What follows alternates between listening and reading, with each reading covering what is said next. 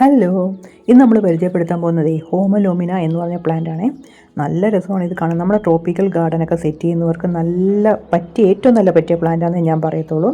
ഇതിൻ്റെ ഇലയ്ക്കൊരു പ്രത്യേകത കണ്ട, ഇല കണ്ടാൽ തന്നെ നല്ല രസമാണ്. ഇത് നല്ല തണലെന്ന് വെച്ച് കഴിഞ്ഞാൽ നല്ല ഷെയ്ഡത്ത് വളരേണ്ട ഒരു പ്ലാന്റാണ്. ഇതിനാണെങ്കിൽ വെള്ളം എന്ന് പറയുന്നത് നമുക്ക് വെള്ളം കൊടുക്കണം കേട്ടോ. നല്ല ഡ്രൈ ആകുമ്പോൾ വെള്ളം കൊടുത്താൽ മതി. ഒരു 2-3 ദിവസം കൂടുമ്പോൾ വെള്ളം കൊടുത്താൽ മതി. അപ്പം നമ്മൾ മഴയത്തൊക്കെയാണ് വെക്കുന്നതെങ്കിൽ ഓവറായിട്ട് വെള്ളം കഴിയുമ്പോഴത്തേക്ക് ഇതിൻ്റെ ഇലകളൊക്കെ മഞ്ഞിച്ച് വരും.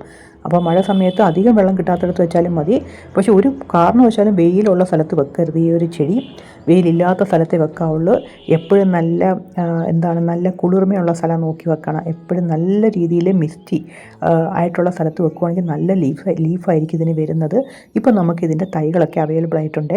ഇതാണ് ഇതിൻ്റെ തൈ എന്ന് പറയുന്നത്. നല്ല രീതിയിൽ നമുക്ക് വീട്ടിൻ്റെ അകത്തെന്ന് പറയുന്ന ചൂടില്ലാത്ത സ്ഥലം, കുറച്ച് നല്ല തണലും വെയിൽ ഒട്ടും അടിക്കാത്ത സ്ഥലങ്ങളിലൊക്കെ വെച്ച് വളർത്തേണ്ട ഒരു ചെടിയാണ്. ട്രോപ്പിക്കൽ ഗാർഡൻ ഏറ്റവും അനുയോജ്യമായിട്ടുള്ള ചെടിയാണ്.